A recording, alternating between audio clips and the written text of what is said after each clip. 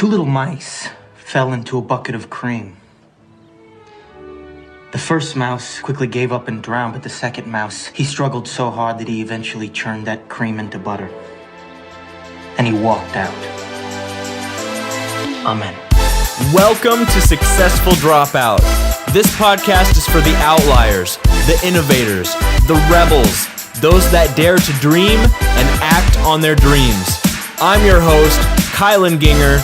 Join me as we find out what it takes to drop out, grind, and succeed.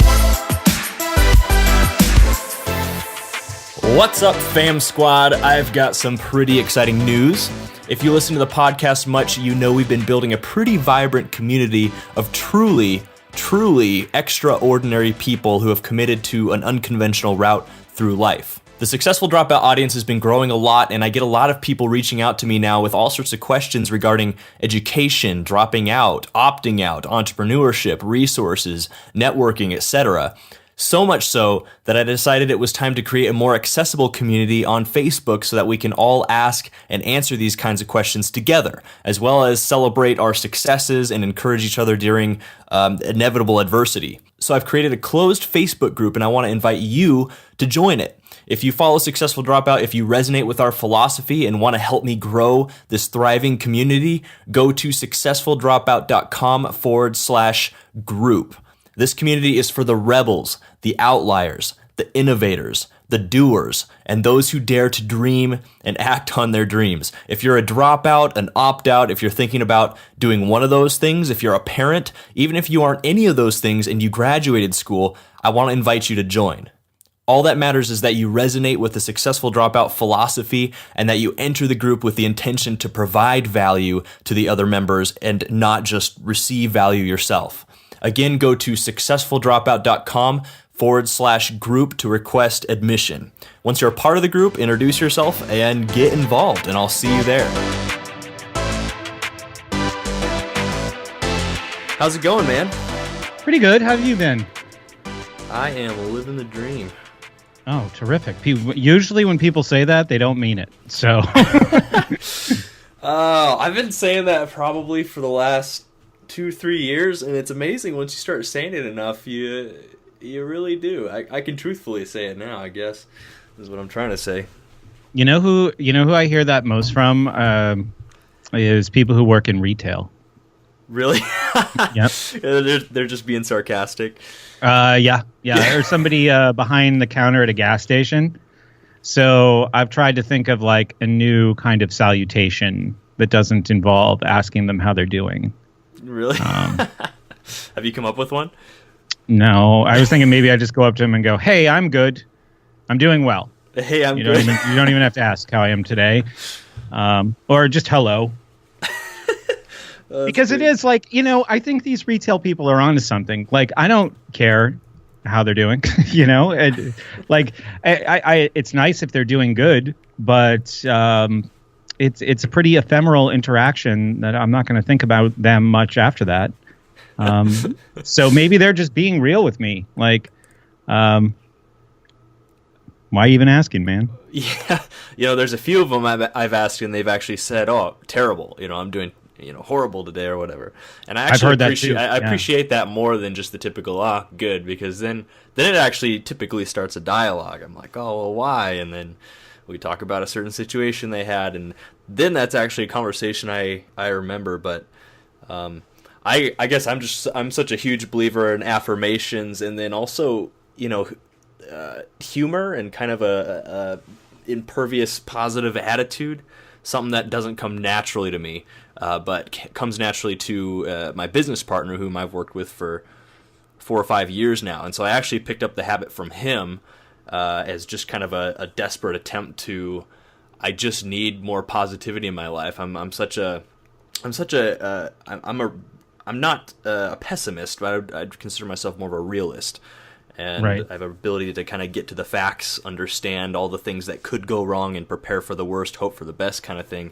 But oftentimes that leads to, at my worst moments, being really pessimistic and negative. And so And also, one of my favorite movies is The A-Team, and I don't know if you've seen that, the newer one, but I did. there's I a did scene, see it. the scene right in the beginning when he's got all the tires around him, and he's got they're about to burn him and hang him like alive, and he's just like super positive. He's just like, I just know that's one of the things he says. He's like, doesn't get any better than this. I'm living the dream, and I just thought that was hilarious. So.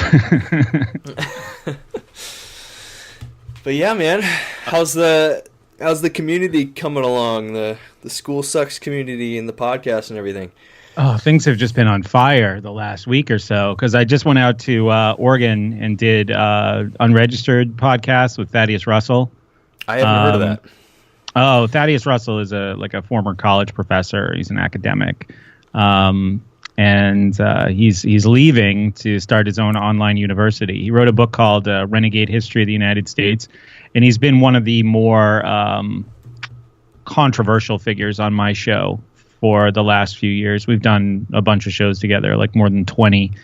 So he built very quickly. He's been on Rogan. He's been on like Dave Rubin and what's another big one? The Gavin McInnes Show. So he's got a lot of exposure, and his podcast.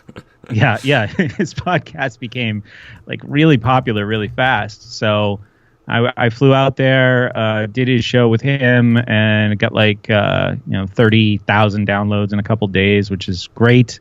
And my audience, I just cut together like an extended version of it with like a lot of behind the scenes stuff. So my audience is pretty excited right now. They thought the interview went really well. We talked about a lot of personal stuff, and yeah, this is actually the first thing I've done since I got back from there.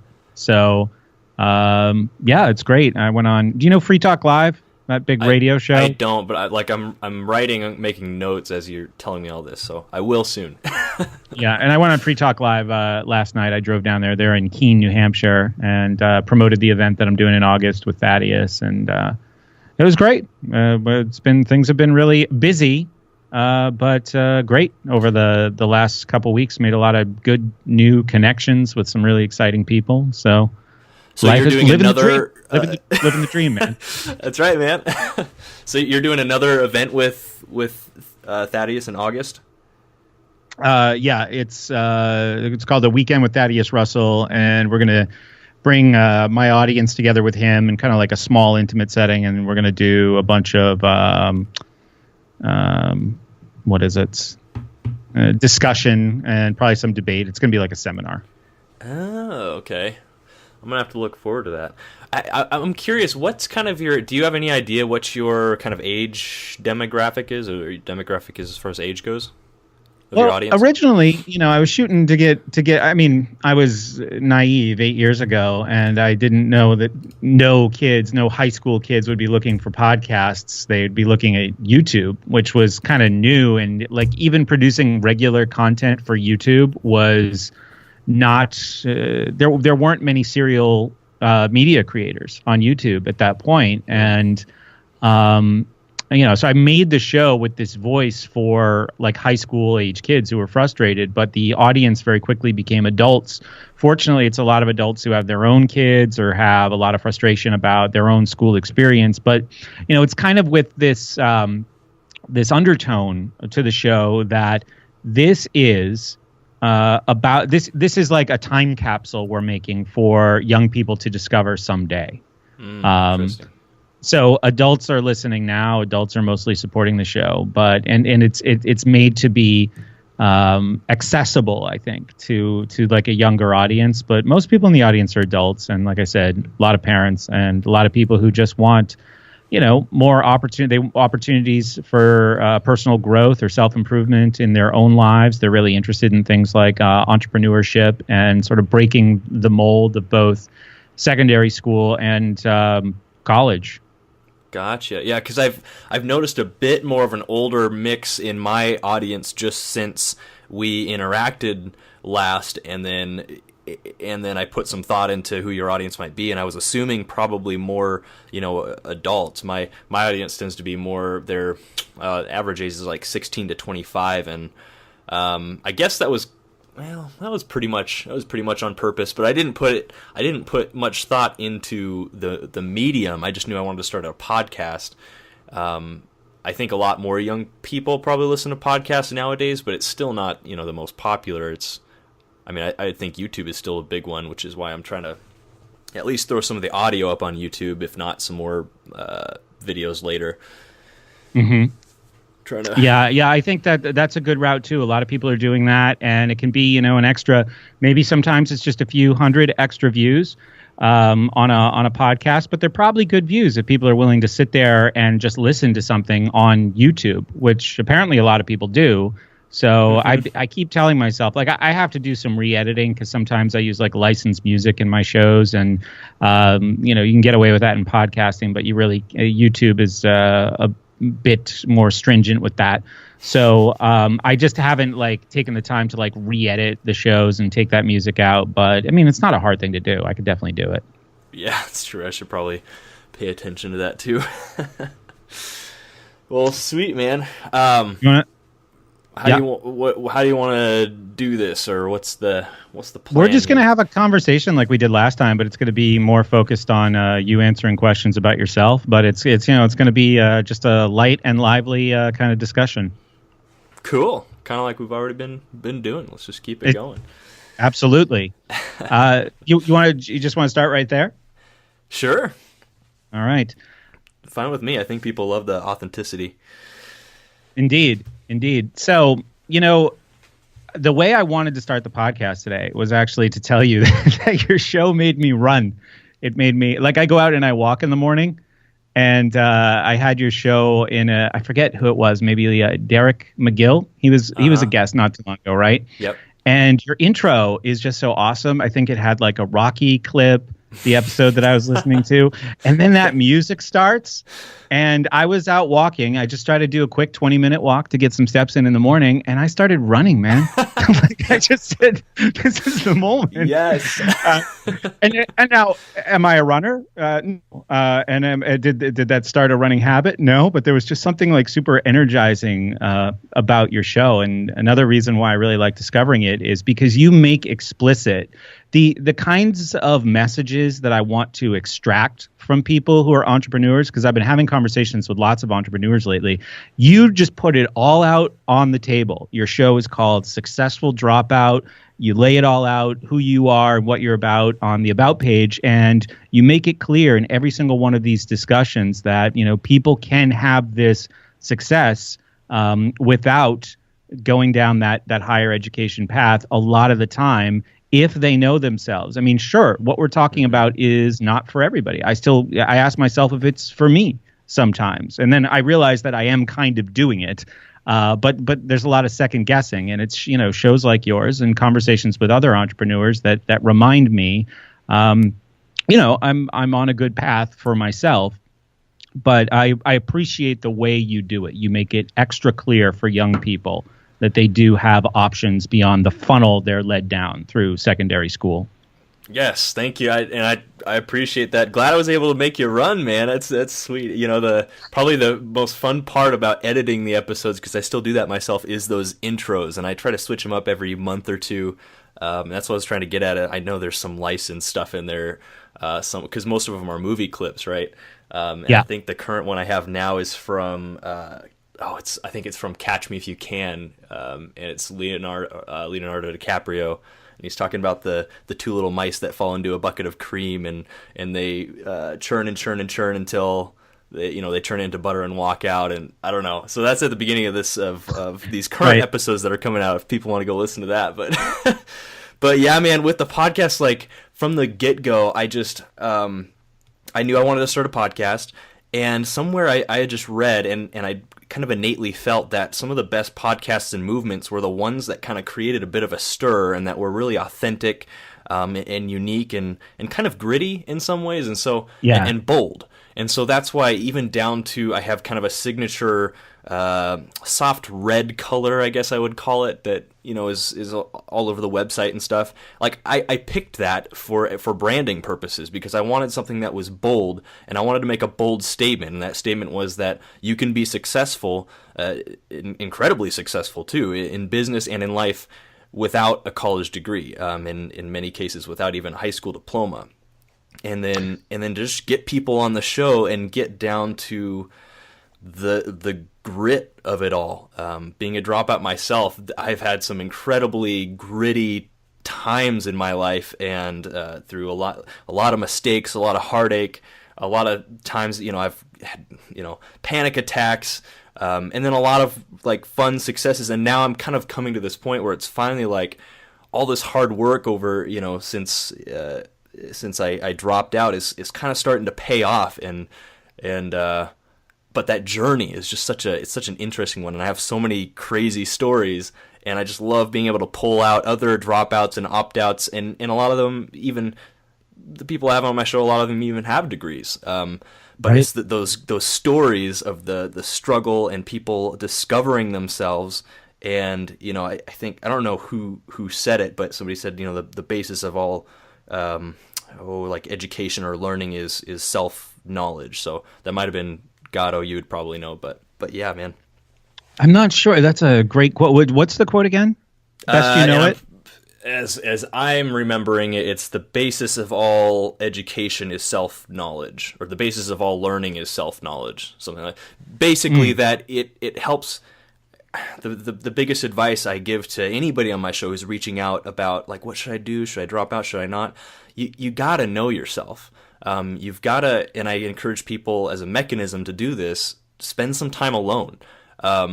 Being alone comes naturally to me. According to personality tests, I'm an extrovert, but what do they call it? It's like in between an extrovert and an introvert. It's like I don't know. I can do both, but I really enjoy being alone, and that's given me a lot of time to be introspective, and to really wrestle with some internal questions. And then when I try stuff, I find out what my strengths and my weaknesses are, and that's allowed me to really understand myself. And from there, I get a lot more clarity about where, what goals to set next, and what to put my time into, and what businesses to build. And the reality is that throughout, K through 12 and even into college, individuals have very little time to do that, because you're just constantly bombarded with, here's what you're supposed to do, here's what you're supposed to learn. Taken out of self. Exactly. So I think it's surprising to me, and I was homeschooled most of my life, and we grew up in the woods. And so I had a lot of time to do this, and to hike and spend time alone and really discover who I was. And it's surprising to me how little time people who are more indoctrinated into the system, how little time they have to do that. And at the end of the day, you notice people talk to me, and they've got just this like dissatisfaction with where they are, and what some of them are in high school, a lot of them are in college. There's this like deep dissatisfaction, and that's why they're reaching out and going out of their way to talk to me, like a stranger, about it. But they're so confused, like they have no idea what to do next. And they're literally, the biggest question I get is these vague, like, I don't like where I'm at right now, what do I do? And they're not giving me any information about like what their strengths and weaknesses are, what their skills are, what they're innately curious about. And so those are the questions I ask next, like, tell me what you're curious about, man, or what do you have career capital in, or what are you skilled in? What do you enjoy doing? What work do you love to do? Tell me those things, and then I can give you a little bit more direction and provide you with some resources. Right. Yeah, so many paths just opened up in front of us, Kylan, for this discussion. It reminds me that I forgot to qualify when we are in our last conversation where you were interviewing me more for your show, that I was a dropout. It took me, I was in my 6th year of higher education before I left a master's program for education, educational leadership. I was going to be like a public school administrator. And I thought that it was just this one day where one of our assignments was to do a puppet show. That I said I'm not feeling it. I don't feel like this is serious work. But come on, man, you like puppets? I do. It just didn't seem like the right place for it. I felt like the whole experience was demeaning, and the puppet show was just a representation of the demeaning experience that master's program was. But I remember when we were talking before, I said something. I wasn't really thrilled with how I said it, but I was kind of getting at this idea that and you mentioned this a minute ago, where you're talking with people who just feel unsatisfied. They don't like what they were doing. Mm-hmm. As I've gotten to a place in life that I like I said in the last show, I've kind of superimposed this vision or this wisdom on my younger self at all of these steps where I realized something had to change.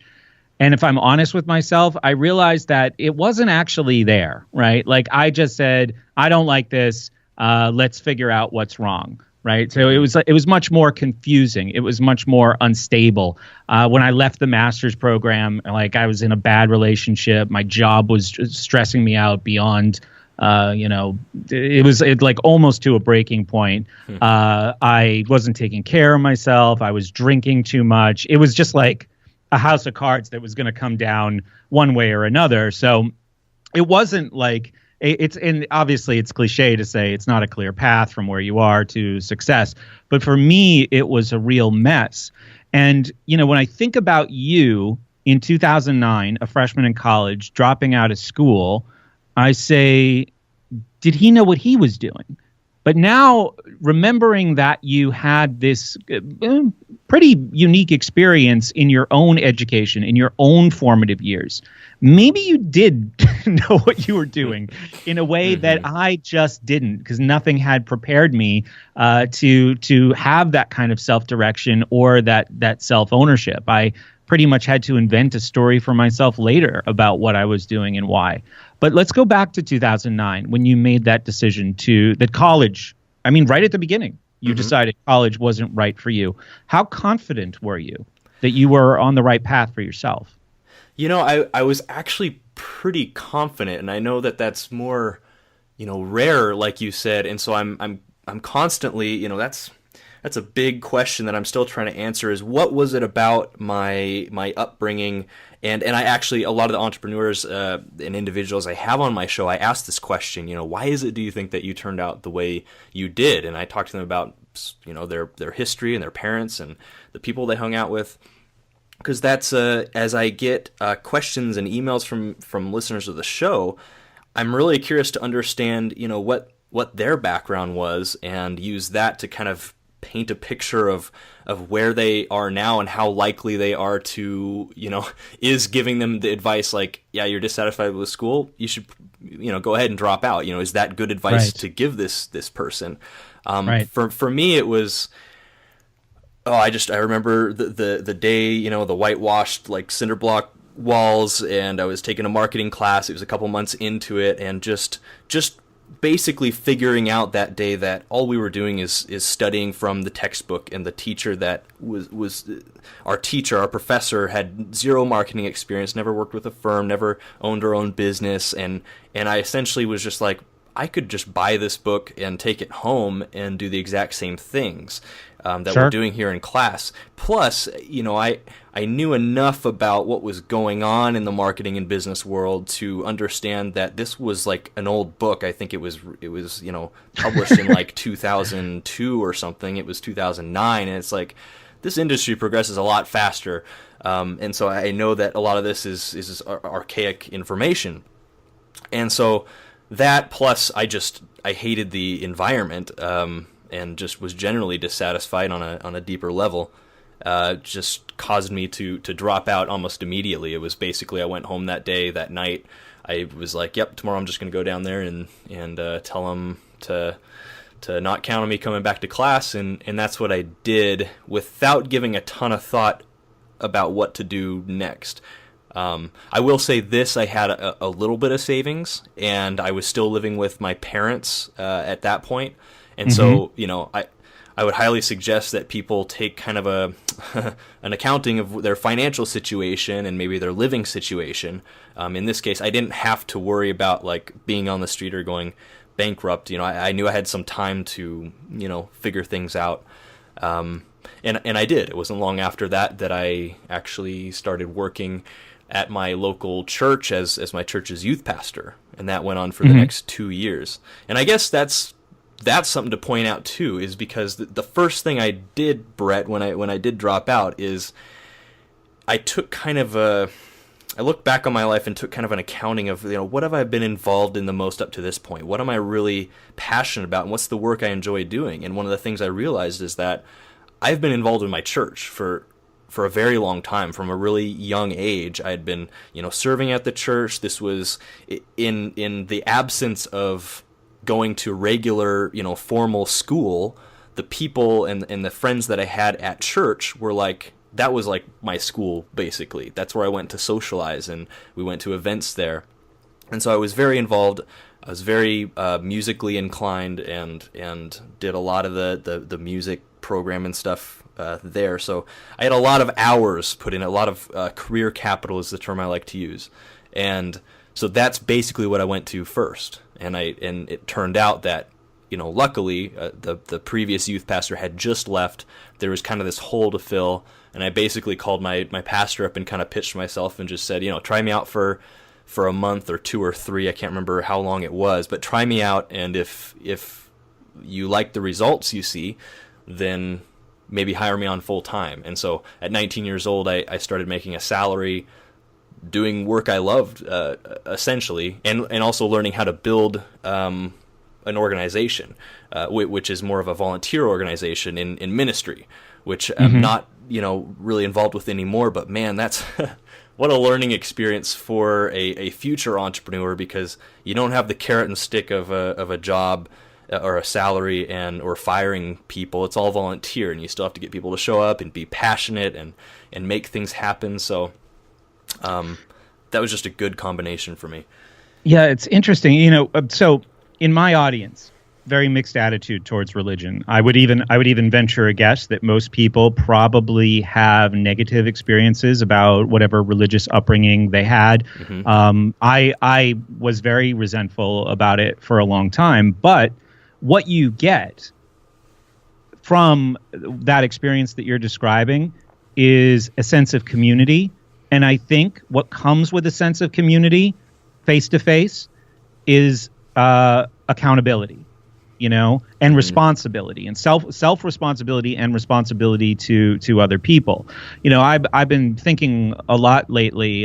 Someone actually put up a video of like a clip from a show recently where I was musing about tradition and the death of community. I feel like that's something that I watched. I mean, you're 10 years younger than I am, but I feel like that's something that I watched from the time that I was a little kid until the time that I was, living on my own and starting a professional career, where at that young age, even if people, had like political conflicts, the community, I grew up in a little town in New Hampshire, and the community had priority over those sort of senseless, not so empowering divisions that seem to absolutely rule the world in many social interactions today, right? People prioritize that almost as a form of entertainment.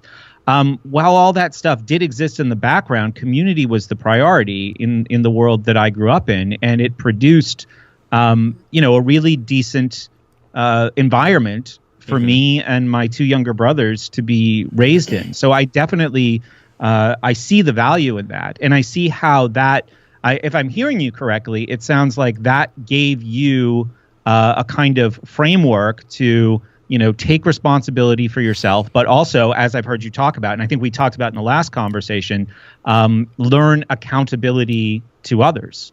Yes. Yeah, absolutely. And I can clarify, for your listeners, if bringing them up to speed on my life and where my beliefs are. I've come a long way in terms of where my beliefs were at when I was 19 to now being 27. I'm constantly trying to question my beliefs and my assumptions and my reasoning. I think it's a really healthy thing to do, and I enjoy kind of the intellectual acrobatics of it all. So religion was definitely one of those things. I mean, it was probably when I was around 22, 23, I basically through Christianity as it was that, the Christianity I'd grown up with and been exposed to, I basically threw it all out the window and started from scratch. And I got to admit, I got to get back on it because I'm still not sure about a lot of things I was sure about, earlier. If I had to give you the Cliff Notes version, I think I'm coming to the point where I can logically kind of prove to myself that the universe was probably intelligently designed by some entity. But as far as how much they're involved in the world today, I'm not sure. And I think, things like prayer, I think are just basically the mechanism of things like affirmations and vision casting feeding the and subconscious. stuff. And, yeah, exactly. I think that the world generally tends to give you what you put into it. The universe gives you back what you put into it. In general, I've noticed, and so. Yeah, and I was kind of frustrated looking back at how that got. It was definitely 10 years ago. It was getting a really new agey treatment. But it really is a matter of perspective and where you train yourself to point your attention. I have told this story, I think, on my show before about the people that I used to work with. They were always miserable, and only bad things ever seemed to happen to them. They would come in to work about complaining about what happened when they weren't in work.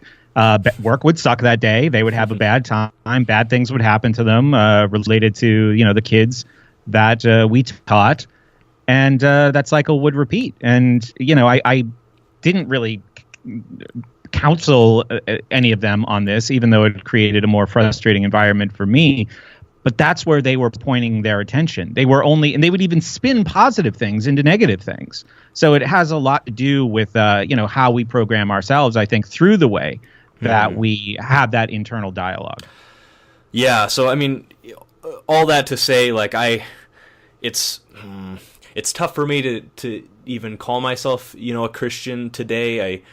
I honestly kind of hope that I get back to a point where I can believe with integrity what I did before, and to bring it back to your original point, Brett, the community was so vital to shaping who I am. And that's one thing, about at least the churches and the more faith-based circles that I grew up around really shaped me into the kind of person I am today, and I really like who I am, and I think a lot of other people like who I am. And when I have kids, that's going to be a real challenge for me, I think, to find an environment that is consistent outside of at least the kind of Christian environments I was exposed to that gives them the same benefits that I got, because it does come down to this community and this kind of fellowship you have with like-minded people that are also always pushing each other to be better.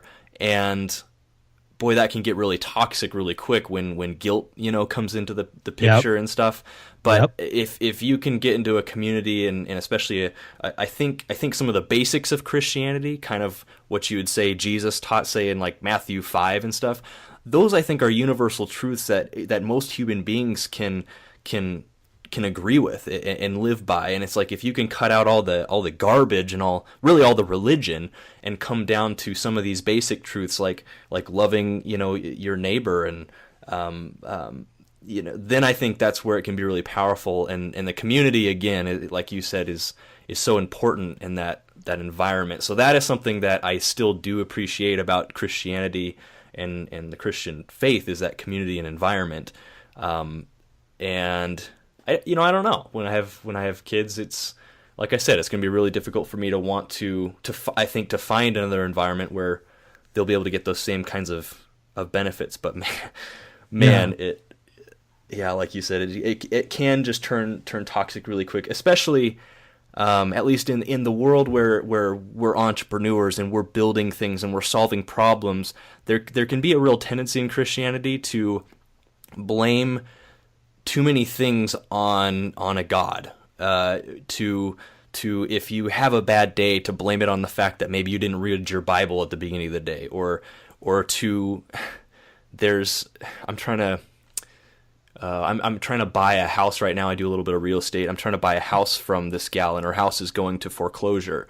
It already has, actually. So this was last month, and it was going to foreclosure at the end of June, and I'm offering to buy her house from her for basically market value, and she'll be able to get out from under it. She'll have extra cash to move on and start, something else, and I make a little money. So, it all works, but basically she has to agree to sell her house to me so it doesn't go to foreclosure, and that's a much worse process for her to go through. Right. And she just kept saying that she was praying for something to happen. And I was friends with her on Facebook, and there was all these posts to friends and family about how they were going through trying times and God was testing them, and they needed prayer for this and that, and they were looking for a miracle. And here I am, like, messaging her. I have the money to buy your house. I want to buy your house from you, and you can get out from under this debt, pay it all off, have extra. And so I think, too many people replace, personal responsibility, with God, or even prayer sometimes. And that was a big problem that I had too. But yeah. Just amen on that, because I think that, we're told God is pretty powerful, and communities built around God are pretty powerful as well. So you do start to see a kind of disconnection from self, not much respect for individuality, or, the assertion of individuals, because it's, maybe out of sync at times with the community. So what rises up, and I can remember the feeling that this created, even though when I was a young Catholic boy, I probably couldn't have put the words to it. This judgment is used as almost a kind of policing of community. And with that, especially if it's from adults to children, that translates into shame, So then you have individuals who, school, you can say all the same things, I think, about the school experience, but you have individuals who are really apprehensive about asserting themselves, which is also, part of being responsible and developing a purpose, and then living a life that is in integrity with that purpose. Oh yeah, that's so true. It's the tendency with somebody who is over-schooled is typically to look to people that are more credentialed than they are for direction and self-value and stuff like that. And honestly, I think people that are too religioned, I guess, can tend to get the same way. And I just remember, at least when I was growing up, if you started talking too much about the personal power that you kind of have within you, and you're through affirmations and just personal response, you started talking too much about that stuff. You were kind of looked at as maybe somebody who should rely on God more. Right. I remember the book The Secret, and then there's the documentary and everything. It's basically about that's what I was thinking. The law of attraction, what I was thinking about. Which back then when that came out, man, at least in my circles, that was like super new agey. And I remember I had a copy of it by my bed at my parents' house, and we had some guests over that were kind of guest speakers at our church, and they stayed in my room, and I slept on the couch. And when I had my room again, they had left a note in that book, where my bookmark had been, basically warning me about this and how it could kind of turn me away from God, and too much reliance on self and all that stuff. I also had a book about Obama, since he had just become president, and they've left a similar note in there for me. but it's like nowadays that, like, everybody, even most Christians that I know are talking about that, the law of attraction. It's such a powerful thing, which you tend to focus on and put times toward and speak out. It tends to bring more of that into your life, and so. Yeah, really interesting. But it is the story of those frustrated employees, right? You will recognize things that relate to basically where you point your attention, and it's not. There's no magnetism of bad things coming to you because you have a bad attitude. That's a personal, perceptive thing. You that's your comfort zone. You like things that suck. So you'll find them, right? That allows you to exist in a familiar place. Yeah. Another interesting point to that I think some people overlook sometimes is people say, okay, so it's all about your words are very important, what you kind of speak and think about. Often you tend to attract a lot of that into your life. So people think, okay, well, I don't want to be poor, so I'm just going to say, like, I don't want to be poor all over again, or I don't want to be obese, or, overweight. I don't want to be sad. And they start saying kind of the negative version of this affirmation, and really it doesn't make much of a change. And I can't point to any science behind it. I just know that when I write down a goal, if I look back through, I write goals every year, and now I can look back at say 8-9 years or so of goal writing, and then what's actually been accomplished in relation to those goals. When I write down something that I want to accomplish, just writing it down once makes it like 10% more likely to happen. Writing it down multiple times a year, like 30% more likely. Doing that in addition to saying it is like 80 to 85% more likely. And you've got to say kind of the positive version of it. If I just continue to write down and say, like, I don't want to be poor, I don't want to be poor, it's like, you're probably going to be poor. Right. Write down, wealth flows to me in mountains of abundance, I think is what Tony Robbins says. So just an interesting point to that. Yeah. I had one more thing to add on to that. Anyway, if we can, at this point, let's jump back to something that I bookmarked. You said this maybe about 15 minutes ago when you're talking about, I bookmarked a couple of things here. I'm looking at my notes. But the one that I wanted to start with is we pick up with you leaving this community and moving into a college. And you talked about studying marketing. What did you go there seeking? Like, why did you decide that was the place? Like, why did I decide to take marketing, basically, or why did I go to college in general? Yeah.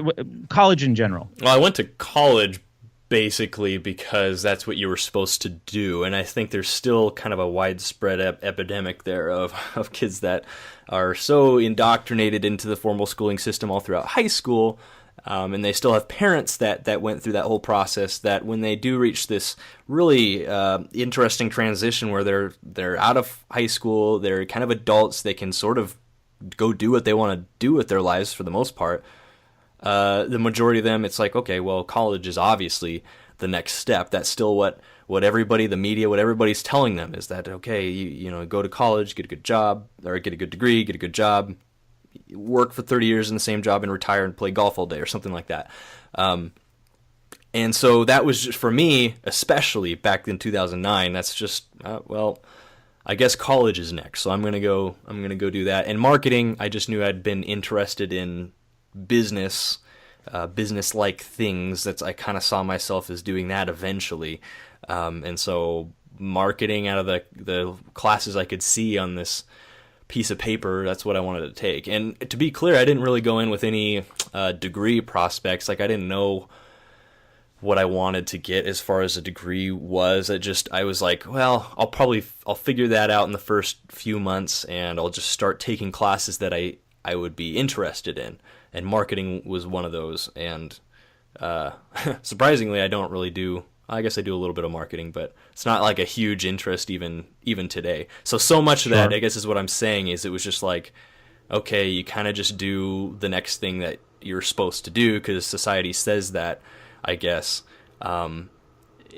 which for me was rare. I've always been a little bit more of a rebel and a contrarian. I really enjoy that. And so that was just a little departure from, I think, my true self. And it didn't last very long, obviously.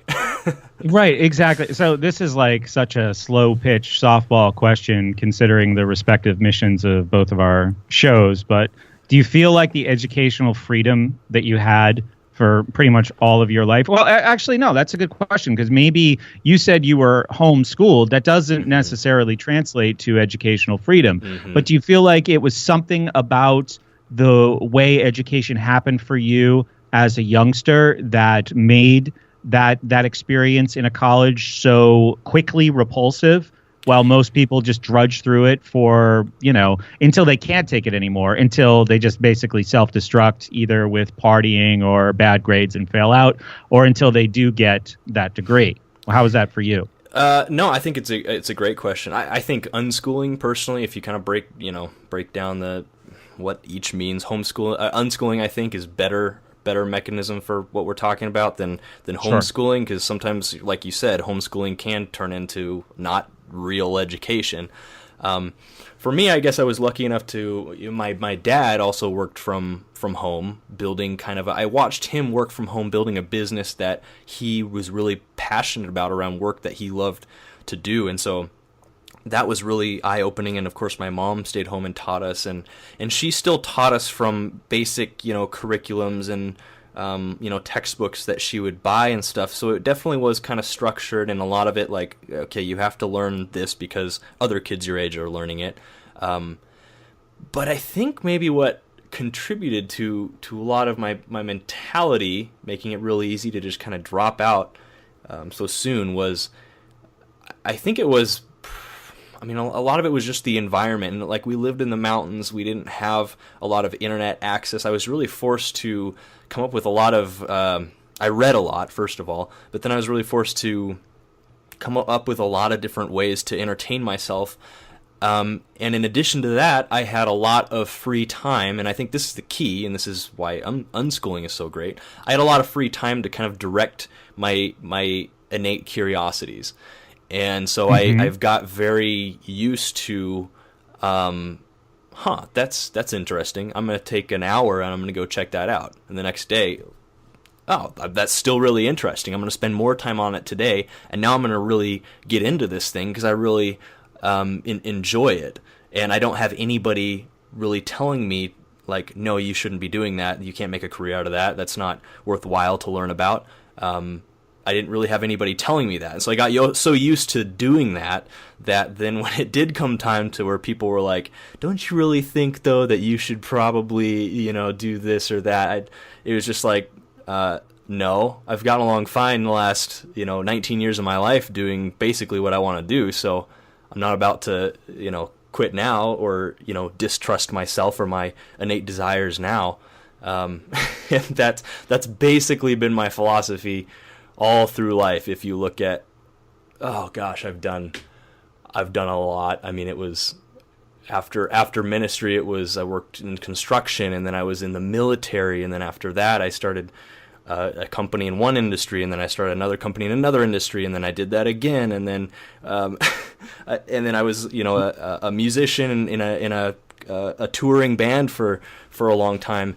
And throughout all these different ventures, I always had people saying, like, but don't you think that this way is better than this way, and that maybe what you're doing is... And I was like, no, like, I can truthfully look back right now, Brett, throughout the past 27 years, and just say, like, I've truly done everything that I've ever been interested in doing. I've pursued, tasted, tried, or accomplished everything that I've had an innate desire to do, and that's an incredible feeling. It really is. It doesn't mean that, well, a lot of times that can make life pretty tough. There's some definitely, if you listen to my podcast, I get really real in a couple different episodes where things just, I literally wanted to curl up in a ball and die sometimes, but yeah, because of that kind of mentality. But ultimately, it's made me a better person and a stronger person, and I think that's something that people just take for granted. The risk is so important, like taking risks and being true to yourself, and failure, and people are indoctrinated to think that failure is this thing to be avoided. You get a big red F with a circle or a X through it or something on your paper when you fail, and your classmates look at you and they're like, oh, this guy must be stupid. He's going to be in the short bus or whatever next year. And we're so indoctrinated to think that way, when that's so important to finding out what you want to do in life and living a fulfilled life. At the end of the day, you have to fail. You should look forward to mistakes and look forward to failure, because it's an opportunity to learn. And when you learn, it's just another step towards inevitable success. And so have any, from the best of your memory, have any of your guests on Successful Dropout given advice similar to the advice that I gave when I was on your show, which was just totally, obviously, from my own experience, where I talked about avoiding glamorizing failure? I realized that, and not even necessarily failure, but like hardship or sacrifice related to the pursuit of some kind of purpose. as I look back at my 30s, I say, maybe I spent too much time in stressful and difficult situations that I didn't necessarily have to spend that time in if I hadn't been telling myself a story that, living beneath my means or beneath the level that I knew I was capable of reaching was okay, because I was making a sacrifice in pursuit of a purpose that was really, really important. Because I think for a lot of us, if you come to a realization that, maybe we or me were wrong about that purpose, that's kind of a difficult feeling to look back on. So I don't know if any of your other guests, I know a lot of the people that you have on the show are fairly young, had any caution about the embrace of failure. So I think we should just go a little bit deeper into this, because Sure. You're jogging my memory now. You did say that, and I remember it being very unique. I don't think anybody else has brought that up, and I remember it being it's definitely very, very true. And I suppose you can get to a point where, so you're talking about glamorizing failure or mistakes while they're actually happening, basically. Living in it. Maybe, you know what? Maybe other people don't actually do it. I mean, I just remember, I've heard this story from, the super rich and want to help you get rich types. Like Kiyosaki was the example that I think I used in your show. Where he talks about, look at me now, but you wouldn't believe the struggles that I used to endure. And if you find yourself enduring those struggles, it's like you're in the middle of this fairy tale that ends in success someday, but you're kind of relegating yourself to this crappy part of the fairy tale. Now that might just be me. I don't know. Maybe other people. Do you think that you were doing it because? Do you think that the action of you glamorizing it, say in the moment, was keeping you there longer than you should have been? Maybe. I think so, because if you don't, there's this balance, right? That I guess has to be achieved, where the situation sucks enough that you want to get out of it. And you're also, you have your wits about you enough that you can learn from it. And I think maybe, another one of my bookmarks is when you were asking people on your show about what it was about each one of them where they thought they had it. They had what it took to do what you talk about on your show, to kind of break out of the mold and set off on one's own course. And I'm wondering if this is part of that, if this is an important attribute that you can balance, that you can recognize the difficulty of a situation. You put yourself in this situation because you feel like it's important, but you're aware of the difficulties and still able to learn from them and move forward. Interesting. You see, and I think a lot of the guests on my show, many of them kind of had this innate ability to be like, I'm going to make it, no matter what, so I feel comfortable dropping out. A lot of them just dropped out because it was like, I hate this, I'm going to stop. And they didn't put much forethought into it. And typically those stories end up with them hitting absolute rock bottom at some point. And it's like when you hit rock bottom, you can't go much lower, and there's nowhere else to go but up. Or for a lot of them, there was some sort of pressure in their life, which forced, maybe it's like you have a kid or something. It's amazing how many people turn into millionaires after they have kids, or at least get a good job, because there's this pressure. I think back, some of the best successes I've had and some of the best, say, money that I've made has come right after I'm basically broke. Because it gets me to this point where it's like, well, I have no choice but to make it now. I can't mess around. I've got to pick something, stick with it, and it's amazing how your brain just turns on and lights up at that point. But yeah, it's really because I guess I'm trying to put myself in a situation now where currently there's not any kind of situation or failure going on where I'm just like, this is the worst. I can't wait to get out of this. But I'm trying to think if something did happen, which inevitably it will. We're starting, thinking of starting a couple new ventures here, and so inevitably it will.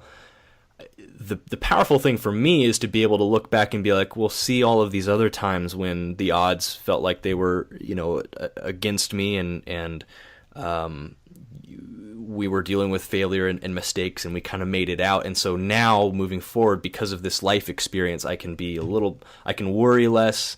There's less anxiety. Whereas when you're just starting out, I feel like you don't have as much life experience to draw from. So I remember like talking to my dad and being like, were you ever at a spot where you were about to go bankrupt in your first business and people were mad at you and you owed people thousands of dollars you can't pay?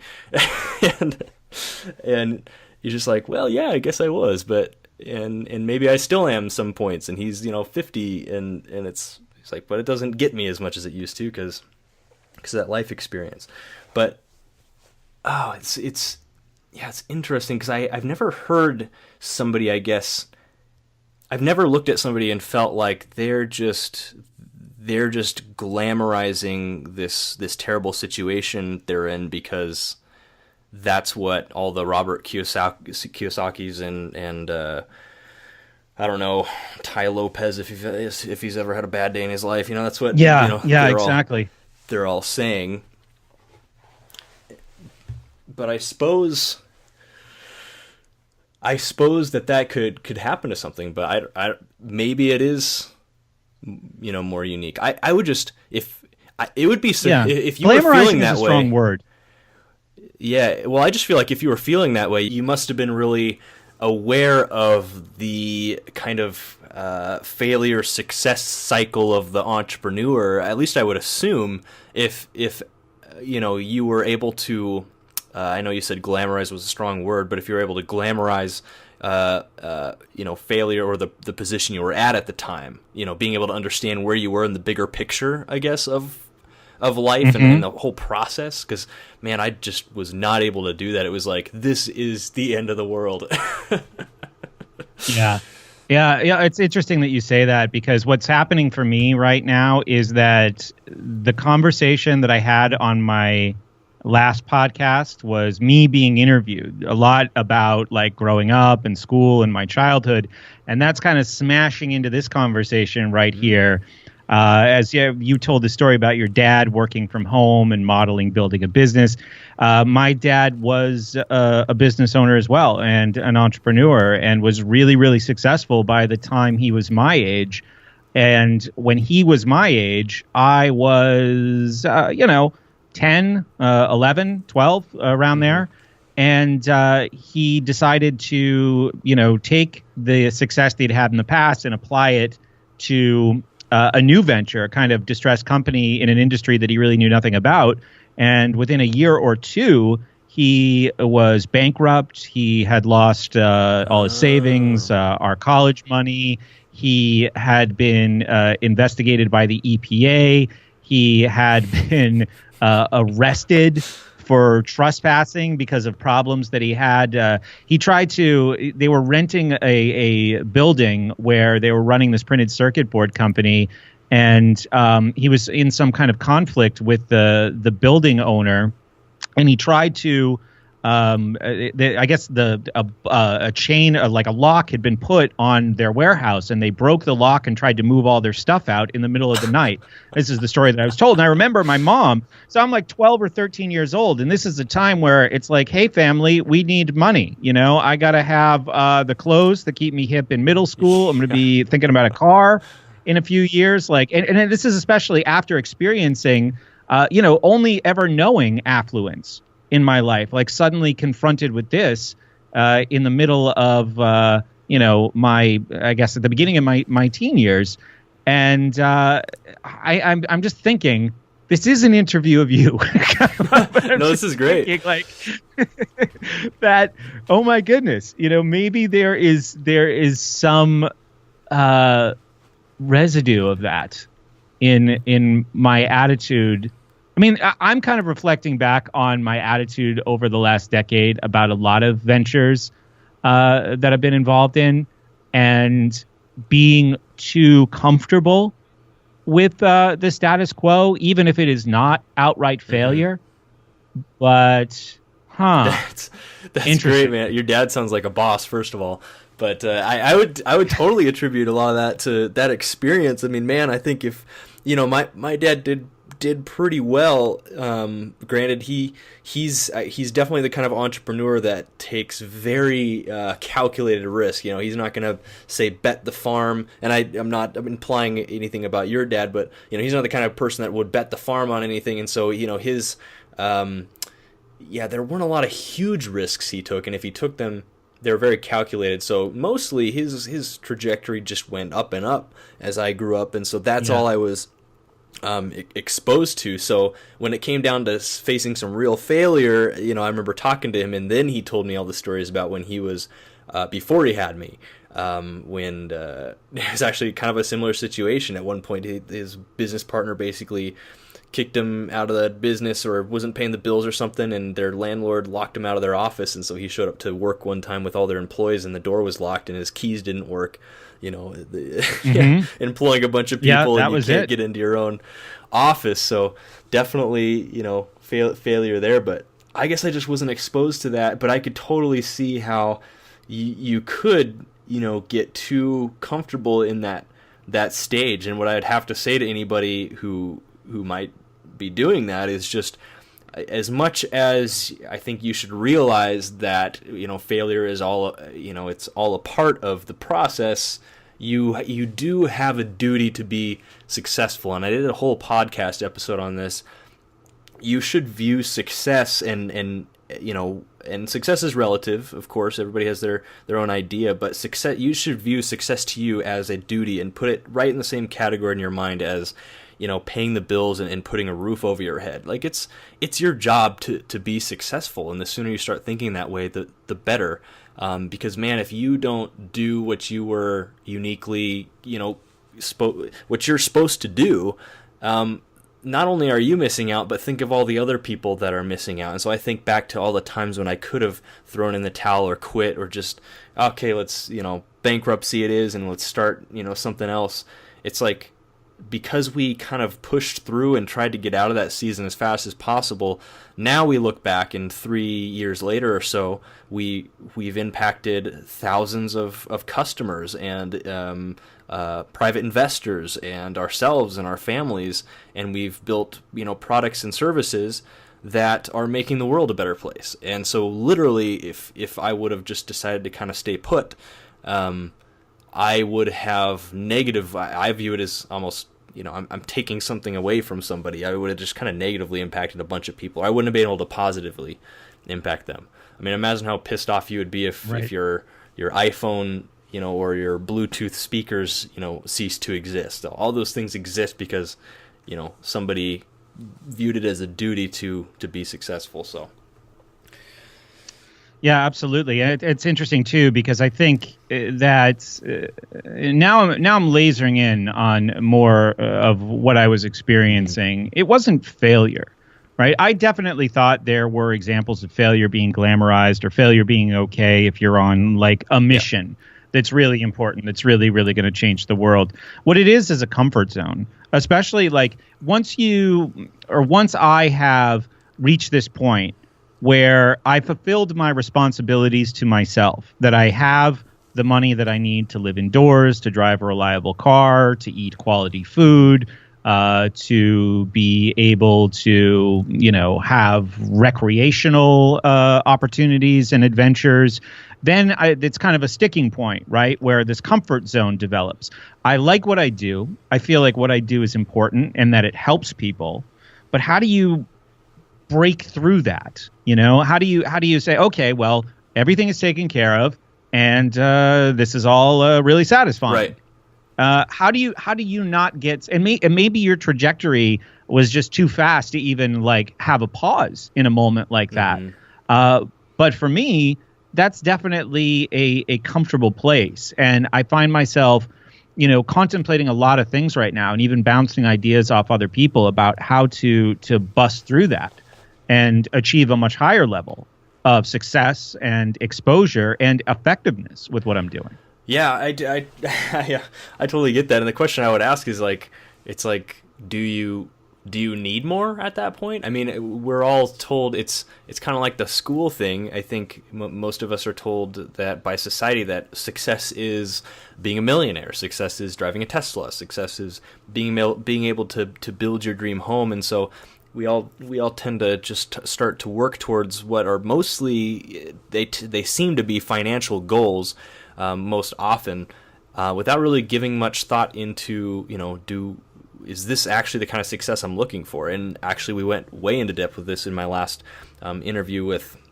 a guy named Jimmy Tomzak, and just talking about people have these ideas of success that are mostly pushed onto them by society, and it's all good and well, but there hasn't been as much thought as there should be, and so they end up living these lifestyles or when they make it, quote unquote, make it, it's not the actual kind of success they wanted. So, for example, for the longest time, I had a lot of, I guess, financial goals. I wanted to make, X amount of dollars by X date. And so I was working my butt off and working very hard. And that was kind of the focus. And a few years ago, I switched that. And so now the majority of my goals are lifestyle based. Because for me, how I spend my time and who I spend my time with is a lot more important than how much money I make. And I find that as a result, the money just seems to come. But it was like, I'll tell you, like, Brett, the most freeing realization that I had probably 3 months ago. We just moved up to the mountains again. This is where I grew up, and we've lived in the city for 12 years or so. And we just moved up 6 months ago to the mountains, like literally down the street from where I grew up. And this has kind of always been our dream location. We're not in what I would consider to be the house I want to end up in or anything like that yet, but we're in our dream location, and because of the businesses we built, we're able to spend our time pretty much and hang out with, who we want to and spend our time the way we want to. And the other day I was talking to my wife, and I was like, you know what? If I made $5 million cash, tomorrow, if it just showed up in my bank account, I don't think my life would change that much. Like, I'd make a few more investments. I'd probably purchase one fun kind of recreational vehicle for up there. But besides that, like, the way that I spend my time and the people I hang out with, and my day-to-day, like, lifestyle, like the things that we buy at the grocery store and stuff, none of that would change. And we don't live a very, I guess, lavish lifestyle. We have a reliable car. We buy basically only the food that we eat. We're not minimalists, but we live we went from a bigger house to actually moving up there, and now we live in like an 850 square foot, one or 2-bedroom, 1 bath. And like, I really like that. And so, because it causes all the things we do have or buy are quality and they last, and we don't have a lot of excess. And I love the kind of life we lived, and we worked hard to get here. And it was just like, yeah, if I would have been focused all these years on making $5 million cash by this date, I would be in a very different place right now. Instead, I get to wake up every day and spend my time doing work I love and hanging out with people that I enjoy hanging out with, like the guy on the other side of this mic. Yeah, absolutely. It's really well said, and I think that I agree with you there. Like, I don't need my life to look like a rap video. I am aware of the fact that there are boundaries that I wish weren't there, and those are boundaries that, affect the way decisions are made, and those boundaries are created by money a lot of the time. And I think just recognizing that and being honest about that is really important. I think, just to back up a little bit, my real self-improvement work didn't begin until I was, 35 years old. I made a lot of pretend self-improvement kind of moves before that. I talked about it like I was interested in it, and of course self-knowledge. But by the time I was like 34 years old, I said, gosh, there's still a lot here for me to do. And it's possible that in many areas, I've even been telling myself a kind of story while not really, digging to the roots of what's wrong. And when it comes to comfort zones, I try to get uncomfortable one zone at a time. And over, the last couple years, it's been socially. I was very concerned. I was living somewhere temporarily in 2014, and I was sitting at my desk one day, and I said, I don't think I've talked to a person in 2 weeks. I'm a hermit. I'm a shut-in. And I'm very, I can go out and socialize and get along with people just fine. But there's a kind of inertia. The world. I'm not blaming the world in which we live for this, but there's plenty to do at my desk, including talking to other people virtually. But I realized I hadn't talked to a person. I hadn't looked at a person in the eyes and had a meaningful conversation in, at least 10, 15 days at that point in 2014. So I started to really, really push myself, not just to socialize more, but also to spend less time with people who made me feel okay about where I was.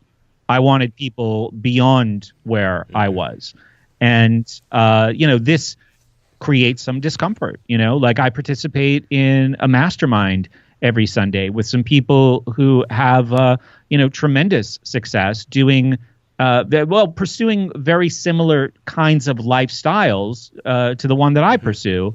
And it can be a little intimidating. It can be a little discomforting, but I keep going back and I keep exposing myself to it.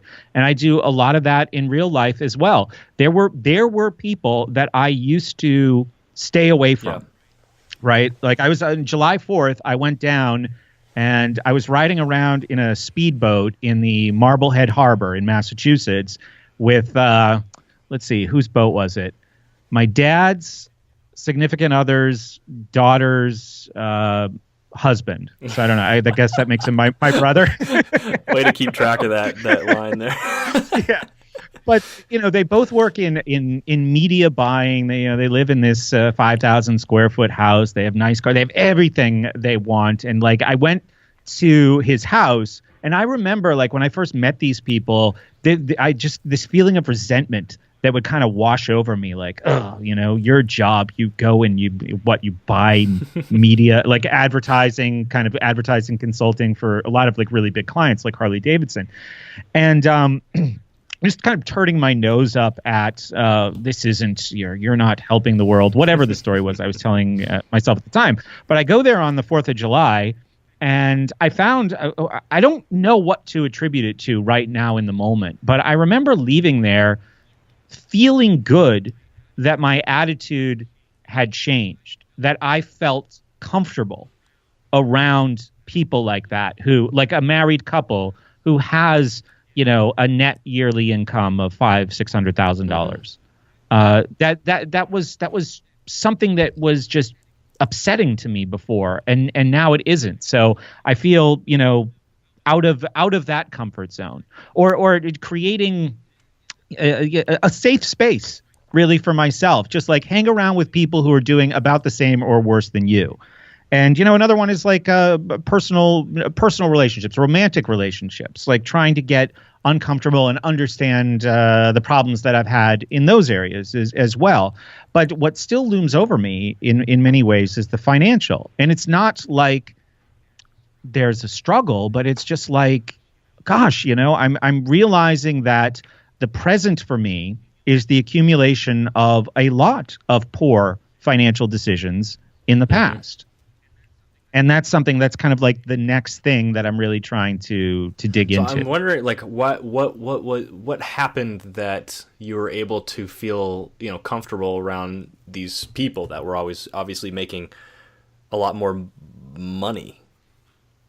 I mean, what exposure. I think it was continuous exposure over the course of a couple of years, and actively seeking more of those types of people. I don't know who says you're the average of the 5 people that you hang around with the most, but I just became aware of the fact that I was making some bad decisions about who to hang around with, and that was really showing up in romantic relationships, not kind of choosing people. There was something that would just go, I'm better off than they are. Yeah. Even just financially or where I was in my career. there was some kind of intimidation about, not being able to answer that question in the affirmative. So deliberately trying to challenge myself, sitting at home saying, I don't want to go, or I don't want to hang around with that person, and then going and doing it and saying, this means you got to go do it. And it paid off over time. Now, I've always been around people who were, successful. And, one of my best friends is a very, very wealthy guy. But it was a hard thing to sustain. But I think that's what it was. I think that just making that a practice over the course of a few years made a difference in how because I could measure it against two different experiences with the same people. Feeling resentment going to a Christmas party at their house in like 2012, and then feeling excited that this guy had just done this amazing basement renovation and he had the coolest pool table I had ever seen, and really not just like going through the motions, but like feeling good about it. Yeah, it's a really interesting conversation, because you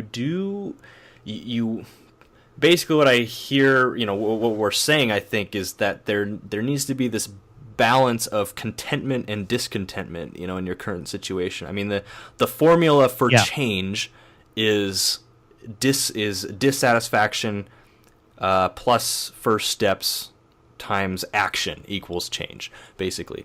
And so, like, there does have to be a bit of a dissatisfaction with where you are, but at the same time, you do have to be at least, satisfied or, and gracious or grateful for your current situation to be happy. So it's interesting. Right. I'm just trying to think, because that for like the past, there was like a 3-year period where I was constantly comparing myself to people my same age, kind of like you were saying.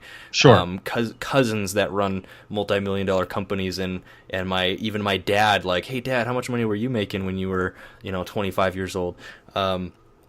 And then various friends and stuff like that. And there was this pressure. And then I guess there's such a truth to that saying, you're the average of the 5 people you hang around, because I've reached a point in my life where I'm content and happy with the way things are, but I'm also happy with the way they're progressing. And I have friends to where, I say like I'm happy and content today, but I do have friends that I see, and business partners that I hang out with on a regular basis, who are continually working to improve their lives, and to be better, and even just to make more money sometimes. And that, because I hang around them so much and I identify in that friendship so much, that still kind of causes me to wake up and almost kind of see, okay, well, where are they at? What kind of moves are they making? And I almost have to make similar moves, but it's not to this point of where I guess I'm dissatisfied, or jealous, even. And so I say this phrase at the end of every single episode I've ever produced, and it's "Stay hungry, stay foolish." And it's kind of it's a phrase taken from Steve Jobs, who stole it from a magazine, but he's the one that really made it famous. But there's such a principle, and I guess that's what it comes down to, is a principle. There's a principle behind the phrase "stay hungry, stay foolish." Stay hungry means that even if you're at this point in your life where you are satisfied and you found a way to be grateful and happy with what you have and the kind of life you lead, even if you don't feel like it, stay hungry. There's a principle there. What's next for you? What's the next goal? And stay foolish, of course, is just like don't ever get to the point where you think you've got it all figured out, or you're not willing to take another risk on something. Right.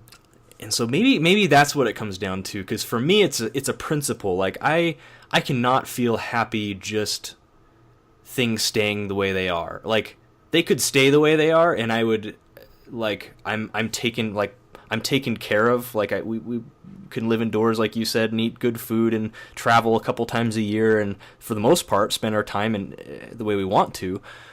But there's just such like this if I sit for too long, there's like this inner tendency, this inner just something's got to happen, like I've got to start rustling something up somewhere, and I didn't always have that. So I will say, if anybody is at that point, I will say I used to be that way too, and I honestly think it's because of the people that I've, like you said, Brett, the people that I've chosen to hang around with that maybe have more of a natural tendency. Like my business partner, it's like he is depressed when things are going well. Like when everything is going his way and life is just kind of humming along, like he's not himself. It's like when crap hits the fan and everything's up in the air and there's too much to do and too little time to do it, that's when like he thrives and he's alive, and I'm typically the exact opposite of that.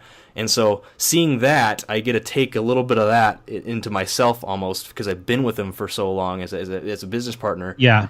And I get a kind of, now I've kind of developed a bit of an innate ability to, like, yeah, okay, I haven't kind of tried to rustle anything up for a few days. You know, let's get another opportunity on the horizon here and try to grow the empire some more.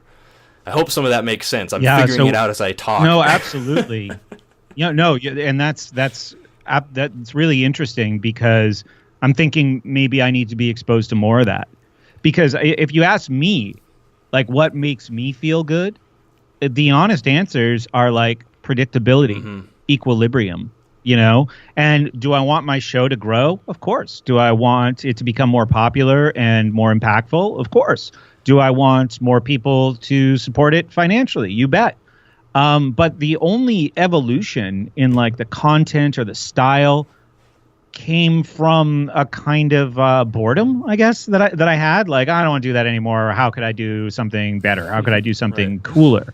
But it was never. It didn't get in the way of that priority of equilibrium, right? Like there's a relief in going, all right, well, I guess this is how things work. Terrific. Now I know how things work, you know? And I think that's got to be pretty common, because someone will stay in the same place even though they hate it, right? I mean, the two lessons, back to my dad, the two lessons that he taught me, that he made clear over and over again: working for other people sucks, and as soon as you don't like doing something, find something else to do. That's good. And I followed that advice. But, you know, I guess there is still something stuck there where it's like working for other people sucks, and when you don't like doing something, change it. And I kind of look at some of the hardships that he had, and there was buy-in in action, but not like full buy-in in belief about that. Because he ran this company, or he didn't run it into the ground, it ran him into the ground. And then he went on to be like a CEO at some company that did the same thing that the previous company had done before the printed circuit board catastrophe. He just went back to the industry that he knew, back to the head executive position that he had held in another company for a while anyway. And then he tried some different things. But what was the point? Yeah, I mean, I think that confronting those comforts or those aspects of myself are important if I ever want to push through them. You know what it might be is maybe just resetting your horizon, because as you were talking, I'm remembering just some realizations I've had just very recently, because I've actually just recently struggled with this. So for the last, from when we started our first business, for the next 4 years, it was just like every day what drove me to get out of bed was I need to make enough money to at least, like, we need to stay in a house, and we need to, like, be able to feed ourselves and have a little bit of money for some recreational stuff. And then, B, the next thing was, my ultimate dream was to move back to the mountains. Like, this was mine and my wife's dream location. And so, like, every morning we'd get up and we'd say look over our goals and say our affirmations together. We have a family kind of mission statement. And this was part of that. Like, we will, by, X date, which was like 5 years in the future, buy a lot and build our dream, like, cabin up in the woods. And so for the longest time, those two things were like, that's what got me out of bed to keep building businesses and keep things running. And then, basically, long story short, what happened is we moved up there a lot sooner than we thought, and it's because there was a house that came on the market as a foreclosure that my family took advantage of, and it caused us to be able to move up there a lot sooner than we had planned. It was just an out of the blue opportunity. We basically expected it not to go through for the longest time, and then it did. And then all of a sudden, like within 90 days, we had moved to our dream location. Now, not necessarily like our dream house or anything, but our dream location. And so all of a sudden, then I remember this period. Now, just thinking back recently, it's like, well, now what? Like, what gets me out of bed? And then, financially, we're to the point where it's like, okay, we don't have to worry about where our next paycheck is going to come from, every month, and we can pay for all of our basic necessities and then some. So, A and B, like driving factors, this is what got me out of bed, all of a sudden disappeared in like 90 days. And so then that is when I could see what we're talking about, where it becomes very easy to just be like, okay, now I can really almost kick back and enjoy and kind of coast along here. And I think coast, great word. Coast. And I think for me, and I actually did that. Like I did that for probably a good 3 months. We just really enjoyed being up there, and I think that was well deserved. But then after that, I remember wrestling for a long period of time. Like, okay, well now what gets me out of bed, sort of thing. And what that's turned out to be so far is just seeing more. People change, I guess, is the best way to put it. Like the things that really drive me are lifestyle and people change. Like I love people contacting me who listen to the show and emailing me all sorts of questions. And there's some of my listeners I've emailed back and forth, 10, 20 times on a giant email thread. And they've showed these emails to their parents. And like, I love that. And so I want more of that. And I want more exposure and to impact positively more people. So right now that's kind of what drives me, but there is a hole there. And to be quite honest, I've been looking for, when I mentioned earlier that we were looking at starting a new venture or two, it's because there's a hole. There's something else I need to start, something else that needs to drive me, and I'm still trying to figure out what that is. So there's some real world experience that maybe illustrates the point a little better. Yeah, it's interesting too, because I've actually, I'm telling stories of my past, and I've come to the same place. And I've been talking about that with people lately. I'm saying there's something needs to change. Something needs to get shaken up right now or soon. And that's interesting. I don't know. Sometimes I wish that had come sooner, but it comes when it does, I guess. And I think another interesting thing is you're married, right? And if I see this with so many successful people that I know, and it doesn't mean we're not talking, church and marriage license and ring on the finger, but having that kind of person in your life that motivates you, inspires you to do better, that you're both accountable to keep moving forward. I think that has to just be such a tremendous asset for both people. And I've never been married, so I'm also thinking, that's interesting. I do see a pattern emerging there with, now obviously marriage is not a panacea for anything, I promise.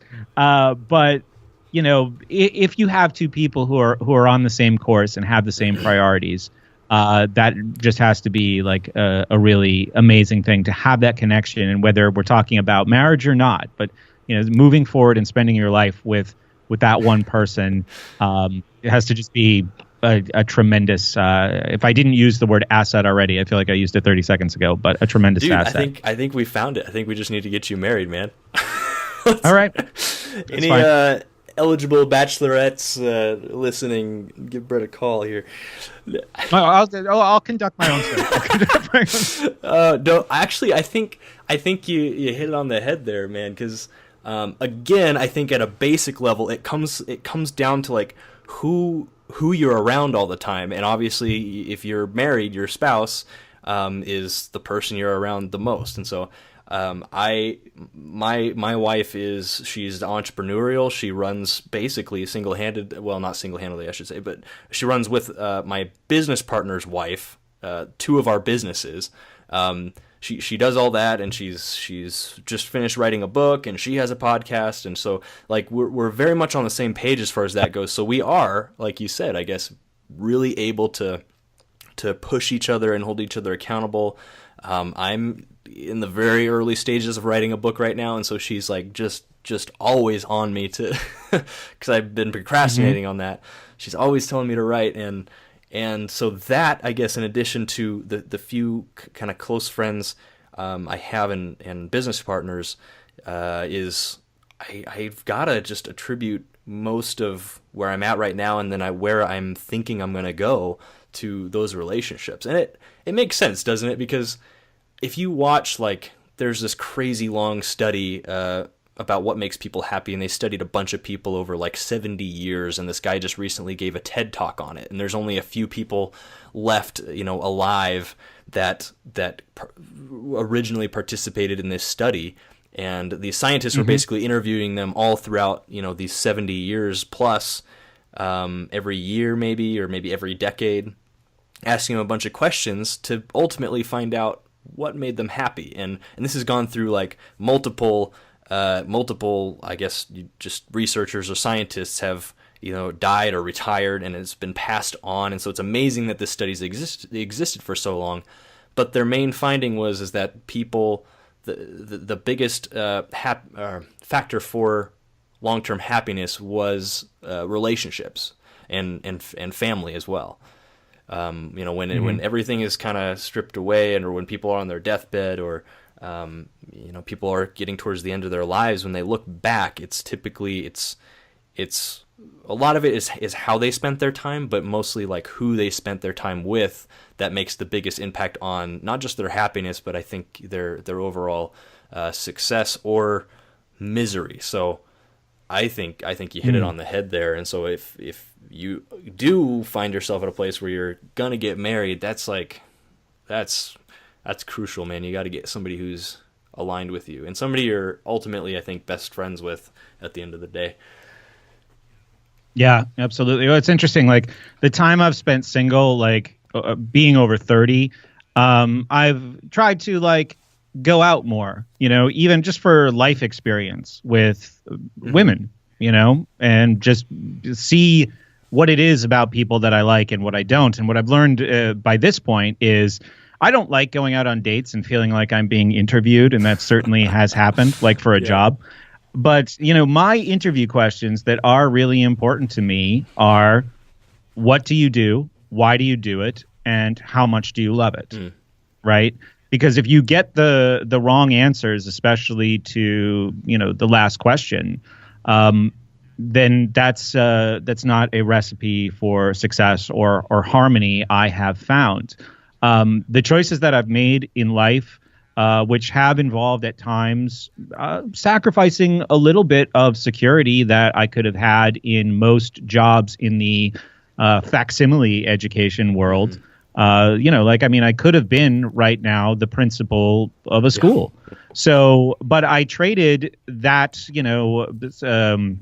whatever great benefits package and $130,000 a year years ago to get off that track and first of all work in private education that I thought was lucrative but less lucrative and way more helpful, and eventually transitioning into what I do now. So the last thing I want is to wind up with somebody who comes home and says, God, this coworker is the most petty person, and the schedule at the office is all screwed up because, this lady who's in charge of scheduling, I could be sitting in an office in, a bad suit, dealing with all that if I wanted to, and making a lot more money. And I just don't want to deal with it. I don't have any place in my life for any of that stuff. So that's made me, while on the one hand, trying to get out and have more experiences, being increasingly judicious, especially as I get older, about who I'm willing to have them with. And I think ultimately, man, I think that's the right way to go. I mean, so many people just do things because of the money, or like we've been saying, society tells you to, or it's the good decision, but so little of life is about money. And really, when you get into like what money is, and it's like it doesn't even have any really intrinsic value. It's just a value that society places on it, and that everybody kind of just agrees it has this value. And yeah, I would so much rather live a life of being true to myself and maybe not fitting into societal norms as much, but just being a little bit more content with life. And the nice thing about that is too, though, is that you're typically, well, still these days, you're still an outlier if you do that. And so you typically can have an easier time, I think, attracting quality people to your cause and an audience, and stuff like that, which obviously you've been able to do. Yeah, I think about money too as a tool, and sometimes money is just like a car or a screwdriver, right? Like if you've ever tried to change a license plate on your car without a screwdriver, I mean, you can do it. You can figure out a way to do it, but there's an opportunity cost in time, right? I could live without a car and still get everywhere. I design a life around that. But sometimes I just say, I'm here thinking about point B. I'm here at point A. I'm thinking about point B a lot. And now I'm there just with a snap. So I have learned through different levels of economic comfort through my life that money does work to that end. Sometimes it can just solve a problem that allows you to get back to a place that you want to be. Something like actually spending your time the way you want or doing the things you want. And you don't have to, there's trade-offs that don't have to be considered. Yeah. So I think it does have importance. But you're right. I've watched people too who design their entire lives and lifestyles around the money that they make. And and I think I did that once too, right? Like when I first started making a lot of money working in private education, just as a service provider, working for a company in the Boston area, I never worried about money more, because it was I was telling myself a story that, this is better work than what I was doing. And I think it was, but I was doing it for the money, And when that becomes your purpose, you get really hyper focused on it, and it can be pretty stressful. Yeah. So, I mean, an interesting point to that effect is a lot of people are focused on the monthly cash, right? And they trade their time, they in terms of maybe going to school, getting a degree, and in that respect, making bad investments and with student debt and everything, in order to get this monthly cash flow, this golden salary kind of standard that everybody looks for, or even a yearly income, and that's what people focus on. And it's like, right. Even to this day, I have a lot of close friends who are in more traditional jobs or career paths who make more money on a monthly and even yearly basis than I do. And if you look through my financial history, it's like, okay, you made no money for like a year, and then there's a large chunk, okay, and then that gets spread out upon, it's used as a tool, and then it's saved or invested, and then I make nothing, and then there's a large chunk. And so I think a lot of it is this really traditional view of cash flow, where it's got to be this monthly consistent cash flow, and then people use that for living expenses, and very little of it is actually, and they think about it in terms of, I need this cash flow for living life. And instead of this mindset of, I need cash to use as a tool to put into appreciating assets that will build wealth, not just income, but build wealth. You can have a lot of income and not be a wealthy person, right? And so I think so many people, they think about money the wrong way, and then nobody ever bothers to study money. I mean, money is not just as simple as, there's $1, I do something for you, you give me $1, and I spend it on something else. It's a very complicated tool. It's not, we're talking about it, it's like a screwdriver or something. It's more like a fruit sorting machine, or I don't know. I have a friend in that industry, and they're very, very complicated machines. Right? It's like, an incredibly multifaceted, complicated tool that can be used to do a variety of different things, and if used right, it can grow and last exponentially into even future generations. And so don't just think about yourself. So I look at some of my friends who they're making money, they're buying cool stuff. I'm not making money, I'm not buying cool stuff. But if, say, we fast forward to where both of us are 50, at the risk of sounding something I don't want to sound like, there's a good chance that I might have a stronger net worth, at that point. And what I was saying is that people just don't study money, and there's whole books about money and how it works, and budgeting. Man, budgeting is something that should be taught in schools. It's like you think I was a crazy person if you looked at, I have a personal spreadsheet just for our personal finances, and it's like I account for every single dollar, and I've got this thing down to an incredibly slick system where, at any given moment, and I've had to, it's by necessity. As an entrepreneur, I don't make a monthly income, so I can't live paycheck to paycheck. I've had to save and come up with a budgeting system to where I take an accounting of everything that's going out, everything that's coming in, and everything we still have. And then there's that bottom line there, when all of that is added and subtracted from each other, and that always fluctuates. But looking at that bottom line allows me to make decisions on, okay, we should put money here, we should put more time to this business even though it's not paying us because it might pay off later, and all this stuff. And I'm very I sit down and I work on that spreadsheet and update it every week, actually, on Fridays.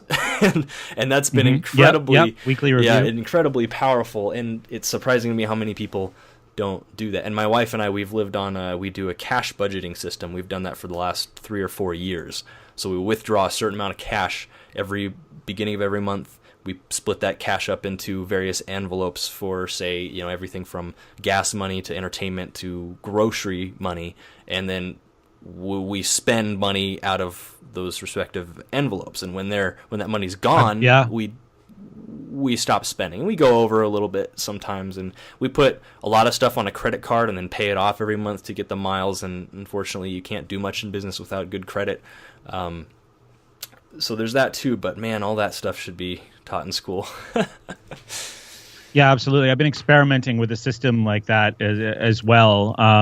Swiping a card is not a deliberative enough process for a lot of us, and I've been dealing more in cash, which does completely change a lot of financial calculations. Swiping a card is just so easy and so thoughtless. And you're right. And I've been thinking more, because most of my thinking has gone towards like cash in. Yeah. And then when you start paying attention, I can't believe it's okay. It's okay that I'm in my late 30s and saying this like it's revelatory. Totally. But when you start paying attention to cash out, like really paying attention to it, like really scrutinizing it. We're always like kind of paying attention to it because we know what our limits are.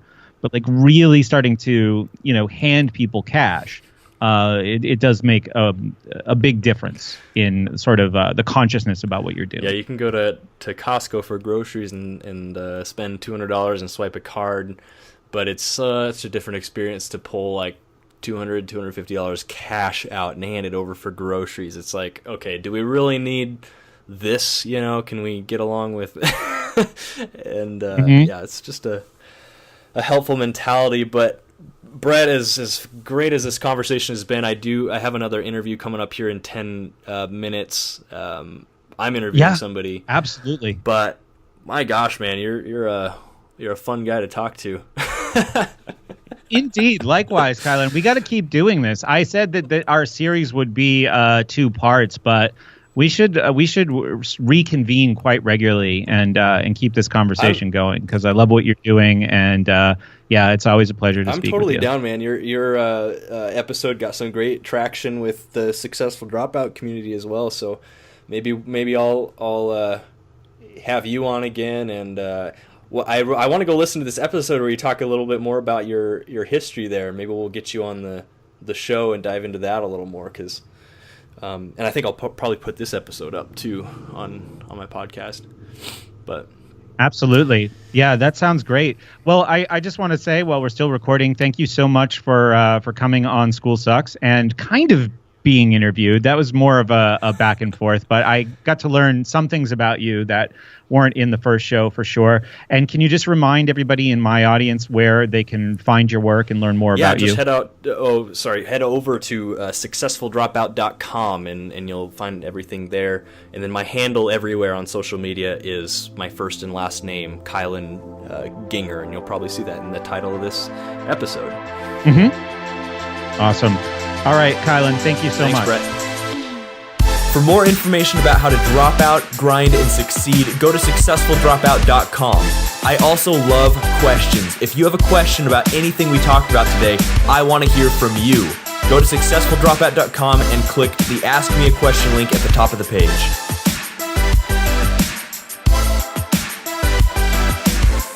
Successful Dropouts, if you could go to iTunes and leave a positive rating and review, it would help this show out a lot. I know you're busy, I know you got a lot going on, but if you do that, it helps this podcast rank, it helps other people listen to it and gain value just like you have been. Thank you so much in advance.